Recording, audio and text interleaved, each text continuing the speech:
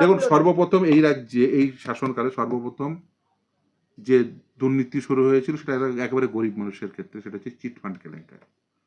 চিটফান্ডের মাধ্যম দিয়ে একেবারে সমাজের নিম্নবিত্ত মানুষ, খেটে খাওয়া মানুষের, শ্রমিক থেকে শুরু করে রিক্সাওয়ালা, ঠেলাওয়ালা, ডিম বিক্রেতা, মুরগি বিক্রেতা, তাদের পয়সা লুট হয়েছে। তারপরে কি লুট হয়েছে? মধ্যবিত্ত শ্রেণীর মেধার উপর ভিত্তি করে যারা কর্মসংস্থান মূলত করেন, সমাজের মধ্যবিত্ত শ্রেণী, স্কুলের শিক্ষক পদে নিয়োগের দুর্নীতি, পুলিশের থেকে শুরু করে প্রতিটি পদে নিয়োগের ক্ষেত্রে দুর্নীতি। একটা লিস্ট প্রকাশ করছেন, সেখানে নাম্বার নেই। নাম্বার প্রকাশ করানোর জন্য আদালতে আসতে হচ্ছে যে নাম্বার সহ লিস্ট প্রকাশ করো, মেরিট লিস্ট প্রকাশ করো। 26,000 চাকরি কেন বাতিল হয়েছে? তার কারণ হচ্ছে দুর্নীতি হয়েছে। আর দুর্নীতি কে করেছে? রাজ্য সরকার, এসএসসি বোর্ড, তাদের সংশ্লিষ্ট আধিকারিক থেকে শুরু করে মন্ত্রীরা, তারা একটার পর একটা মন্ত্রী আধিকারিক তারা জেলে গেছেন এবং সাদা খাতা সেটা আদালতের দ্বারে প্রতিষ্ঠা পেয়েছে। এমনি এমনি তো যায়নি। প্রশাসনে টপ টু বটম করাপশন, প্রশাসনিক অদক্ষতা, অকর্মণ্যতা জাঁকিয়ে বসেছে। তার কারণ হচ্ছে আপনি দক্ষতাকে এয়ারস্টিক করেননি। পেটটাকে তো অন্য জায়গায় বন্ধক রেখে আপনি কাজ করতে আসেন না। ফলে ওইসব ঢপবাজি দিয়ে লাভ নেই। কেউ অল্প নিতে পারেন, বেশি নিতে পারেন, সেটা অন্য প্রশ্ন, কিন্তু আমি নিই না মানে চলে কি করে? এই রাজ্যে যে 8,000 স্কুল বন্ধ হয়েছে, সেই 8,000 স্কুল খুলতে চাইছেন নাকি আরো 8,000 স্কুল বন্ধ করাতে চাইছেন? সেই প্রশ্নে ভোট দিন। আপনার সন্তান ওই বেকার ভাতার 1,500 টাকা নেবেন, নাকি আপনার সন্তান মাসে মাসে 50,000 টাকা, ন্যূনতম 50,000 টাকার চাকরি, মাইনের চাকরি দেবেন? এই প্রশ্নে ভোট দিন। এসআইআর এর ভয় দেখিয়ে দুর্নীতি ঢাকতে গেলে মানুষ কিন্তু তার পক্ষে থাকবে না। কেউ যদি বলেন যে আমি কোনো টাকা নিই না, কারোর কাছ থেকেই টাকা নিই, আমি না আমার মাইনে নিই না, মুখ্যমন্ত্রী বলে যে আমি 1 পয়সাও মাইনে নিই না, 1 টাকাও। চলে কি করে? প্রথম কথা, চলে কি করে? দ্বিতীয় কথা হচ্ছে, আমি মনে করি যে যে পদে থাকবেন তার ন্যায্যতার সঙ্গে যা প্রাপ্য সেটুকু নেবেন। সেটা যদি না নেন তাহলে বুঝতে হবে যে তিনি অন্য কোনো উপায়ে আয় করেন। না হলে তা চলবে কি করে? পেটটাকে তো অন্য জায়গায় বন্ধক রেখে আপনি কাজ করতে আসেন না। ফলে ওইসব ঢপবাজি দিয়ে লাভ নেই।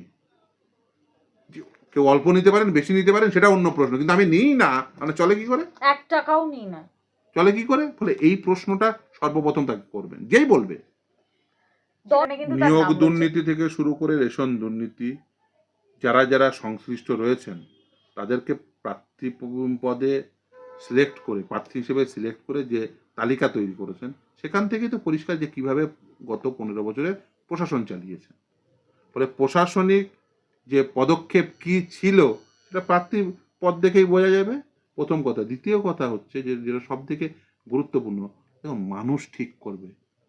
দল তো প্রার্থী দিল, কিন্তু মানুষ ঠিক করতে হবে, মানুষকে ঠিক করতে হবে তারা কাকে চুজ করবেন তাদের প্রতিনিধি হিসেবে। তারা প্রশাসন কিভাবে চলবে সেটা তারা ঠিক করবেন। তারা কি চাইছেন যে এই রাজ্যে যে 8,000 স্কুল বন্ধ হয়েছে, সেই 8,000 স্কুল খুলতে চাইছেন নাকি আরো 8,000 স্কুল বন্ধ করাতে চাইছেন? সেই প্রশ্নে ভোট দিন। আপনার সন্তান ওই বেকার ভাতার 1,500 টাকা নেবেন, নাকি আপনার সন্তান মাসে মাসে 50,000 টাকা, ন্যূনতম 50,000 টাকার চাকরি, মাইনের চাকরি দেবেন? এই প্রশ্নে ভোট দিন। আপনার সন্তান সে সঠিক গুণগত মানসম্পন্ন প্রাথমিক শিক্ষা নেবে, নাকি আপনার সন্তানকে আপনি বাধ্য হবেন ওই বেসরকারি স্কুলে পাঠাতে, আপনার আয়ের বৃহৎ অংশটাকে সেখানে ফিজ হিসেবে দিয়ে? 26,000 চাকরি কেন বাতিল হয়েছে? তার কারণ হচ্ছে দুর্নীতি হয়েছে। আর দুর্নীতি কে করেছে? রাজ্য সরকার, এসএসসি বোর্ড, তাদের সংশ্লিষ্ট আধিকারিক থেকে শুরু করে মন্ত্রীরা, তারা একটার পর একটা মন্ত্রী আধিকারিক তারা জেলে গেছেন এবং সাদা খাতা সেটা আদালতের দ্বারে প্রতিষ্ঠা পেয়েছে। এমনি এমনি তো যায়নি। ফলে সেই প্রতিষ্ঠা পাওয়ার পরে তারপরেও সরকারকে, বোর্ডকে, এসএসসিকে এই সুযোগ দেওয়া হয়েছিল যে তোমরা একটা স্বচ্ছতার সঙ্গে তালিকা তৈরি করো, দিয়ে বলো কারা কারা আনটেন্টেড। ওরা বলছে না, আমরা টেন্টেডটুকু এতদিন পর্যন্ত এতটা চিহ্নিত করতে পেরেছে, এর বাইরের অংশটা টেন্টেড নাকি আনটেন্টেড বলতে পারবো না। মানে প্রথমে চুরি করা, তারপরে কে চোর সেটা বলতে ব্যর্থ হওয়া, তার ফলে বাতিল হয়েছে, তার দায় নিতে হবে না? তার দায় অবভিয়াসলি নিতে হবে। দ্বিতীয় কথা হচ্ছে ডিএ, সুপ্রিম কোর্ট নির্দেশ দিল, এই যে ভোট কর্মী যারা, বেশিরভাগই তো সরকারি কর্মী, নাহলে স্কুলের শিক্ষক, পঞ্চায়েতের কর্মী, মিউনিসিপ্যালিটির কর্মী, এখনো স্কুলের শিক্ষক, শিক্ষাকর্মী, পঞ্চায়েতের কর্মী, মিউনিসিপ্যালিটির কর্মী, তাদের জন্য নোটিশ হলো না। ডিএ আইসিপিআই অনুযায়ী দিতে হবে, সুপ্রিম কোর্ট বলে দিয়েছে আগামী 15 তারিখ কমপ্লায়েন্স রিপোর্ট দিতে হবে, 25% এরিয়া ডিএ ইমিডিয়েট দিতে হবে, ফার্স্ট ইনস্টলমেন্ট 31 তারিখের মধ্যে মিটিয়ে দিতে হবে। এখনো পর্যন্ত টাকা নেই, ওই ভোট কর্মীরা ভোট করবেন, এর প্রভাব পড়বে না? অবভিয়াসলি পড়বে।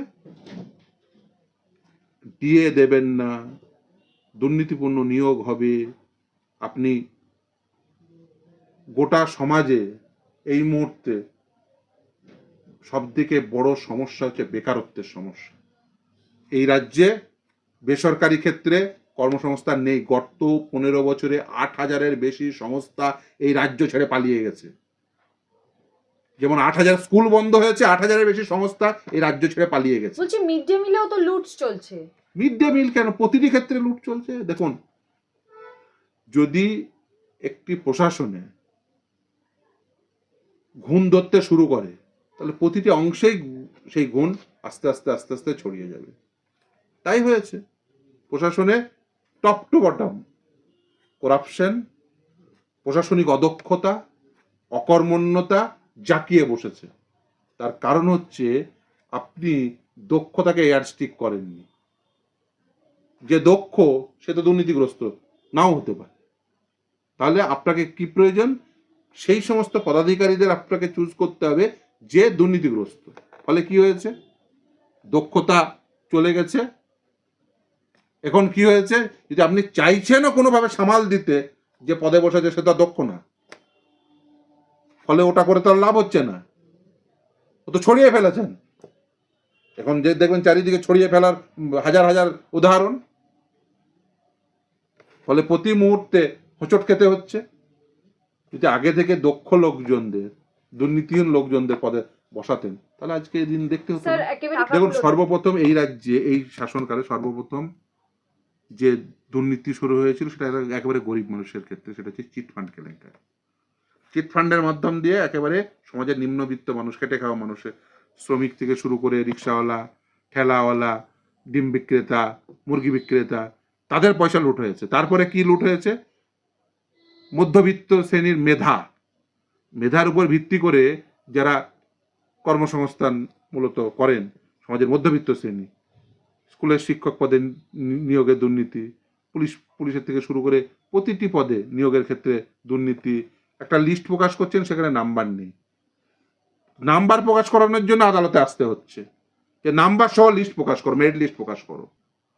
সেটাও পালন করছেন না, তার বিরুদ্ধে অ্যাপিল করছেন। করতেই পারেন, আপনার অ্যাপিলে যাওয়ার অধিকার রয়েছে, আইনি অধিকার রয়েছে। কিন্তু ভাবুন, একটা লিস্টের নাম্বার দেবেন, তার জন্য আপনাদের এত মাথা ব্যথা করছে। প্রশাসনিকভাবে সেটাও করতে পারছেন না। কেন করতে পারছেন না? নাকি করতে চাইছেন না?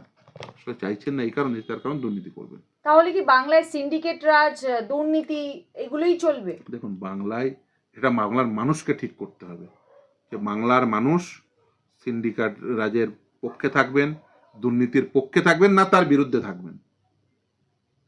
সামনে ভোট, আপনারা ঠিক করুন জনগণ কি চান। জনগণ যদি দুর্নীতিগ্রস্ত প্রশাসন চান, তাহলে নিশ্চিতভাবে তাদেরকে ইলেক্ট করবেন। আর যদি দুর্নীতিহীন প্রশাসন চান, তাহলে নিশ্চিতভাবে যারা দুর্নীতির সঙ্গে সংশ্লিষ্ট নয় তাদেরকে ইলেক্ট করবেন। আমি মনে করি প্রতিটি কেন্দ্রে আপনারা নিজেদের জনপ্রতিনিধি ঠিক করার ক্ষেত্রে আপনারা সত্যি সত্যি আপনাদের মাইন্ড অ্যাপ্লাই করবেন। আপনি কেমন থাকতে চান আগামী 5 বছর, সেটা জেনে বুঝেই জনপ্রতিনিধি নির্বাচিত করুন। না হলে কিন্তু আপনাদেরকে যতই বলুন, এটা ভাবার কোনো কারণ নেই যে আদালত আছে বা নেই, আদালত একেবারে প্যানাসিয়া, সমস্ত রোগের ওষুধ না। এই ব্যবস্থাটা চলে, গণতান্ত্রিক ব্যবস্থাটা চলে এক্সিকিউটিভ, জুডিশিয়ারি এবং অ্যাজ ওয়েল অ্যাজ লেজিসলেটিভের প্রপার ক্ষমতার বিন্যাসের ফলে। এখানে যদি আপনি আপনার ওই যারা আইনসভার সদস্য হবে তাদেরকে ভুল নির্বাচিত করেন, তাহলে কিন্তু তার প্রভাব আপনার উপরই পড়বে। ফলে সামনে নির্বাচন, আপনারা আপনাদের জনপ্রতিনিধি চুজ করার ক্ষেত্রে অনেক বেশি মাইন্ড অ্যাপ্লাই করুন এবং ভবিষ্যতে কেমনভাবে থাকতে চান এবং আগে কেমনভাবে ছিলেন সেটা বুঝে ভোটটা দিন, না হলে কিন্তু সমূহ বিপদ। স্যার, যখন একটি মন্ত্রিসভা চলে না, সেই মন্ত্রিসভার কালেকটিভ রেসপন্সিবিলিটি থাকে, প্রথম কথা। দ্বিতীয় কথা হচ্ছে যে আপনি সমস্ত ক্ষেত্রে অনুপ্রেরণা। তাহলে যদি এই রাজ্যে কোনো কিছু ঘটে এবং সেটা যদি আপনি না জেনে থাকেন, তাহলে বুঝতে হবে আপনার প্রপার নেটওয়ার্কিং নেই। তাহলে রাজনৈতিকভাবে আপনার নেটওয়ার্কিং নেই, অ্যাজ ওয়েল মুখ্যমন্ত্রী নেটওয়ার্কিং নেই। অবভিয়াসলি যদি বলেন যে খবর না থাকে, কারণ হচ্ছে একজন মুখ্যমন্ত্রী বা একজন মন্ত্রী তার দু ধরনের নেটওয়ার্কিং থাকা উচিত। একটা হচ্ছে প্রশাসনিক নেটওয়ার্কিং, একটা হচ্ছে রাজনৈতিক নেটওয়ার্কিং। যদি কেউ তার অথরিটি লুজ করে, কারণ নেতৃত্ব সেই যার, ধরুন মহাত্মা গান্ধী, তিনি কোনোদিন কোনো পদে ছিলেন না, প্রধানমন্ত্রী হননি, কোনো পদে ছিলেন না, কিন্তু তার অথরিটি, কর্তৃত্ব ছিল অসাধারণ। তিনি হাঁটছেন, ওটা ভারত হিলে যেত। সেই সময়ে যখন পরাধীন ভারতবর্ষ ছিল, তিনি ওই লাঠি নিয়ে হাঁটা শাসকের বুকে, মানে সেই সময় ব্রিটিশ শাসকের বুকে ব্যথার কারণ, তিনি শুধু হাঁটছেন, সেটা হচ্ছে কর্তৃত্ব, অথরিটি।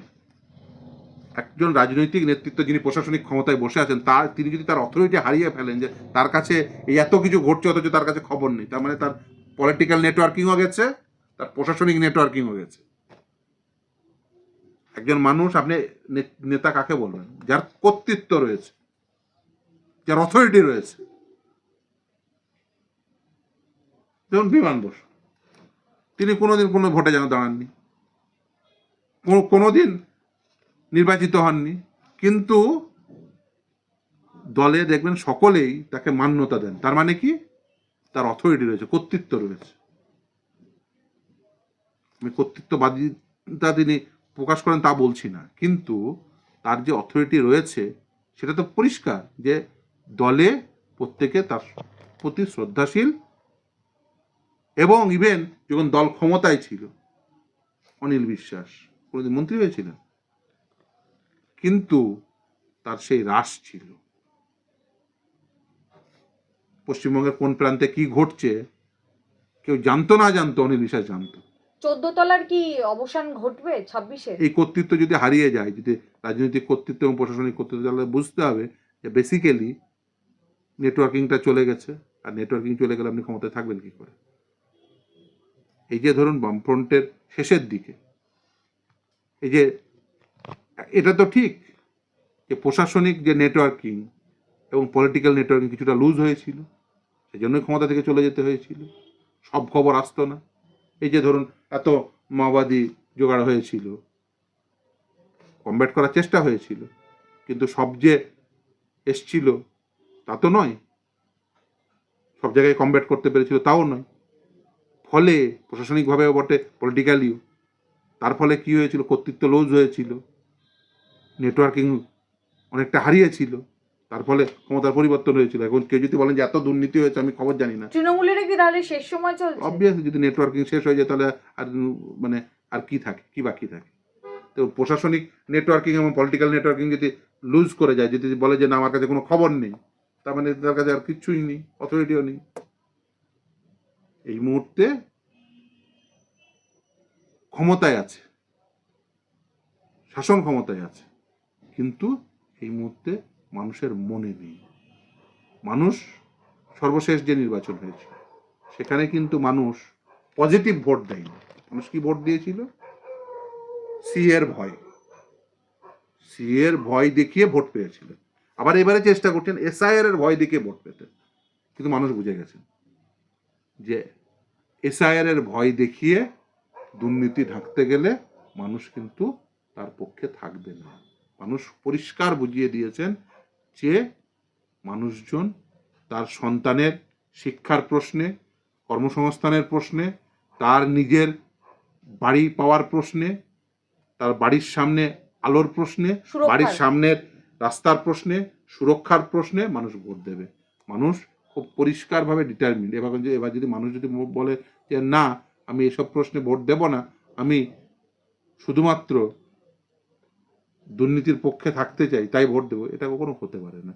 মানুষ নিশ্চিতভাবেই তাদের জনপ্রতিনিধি নির্বাচিত করার ক্ষেত্রে মানুষ নিশ্চিতভাবে লজিক্যাল হবে।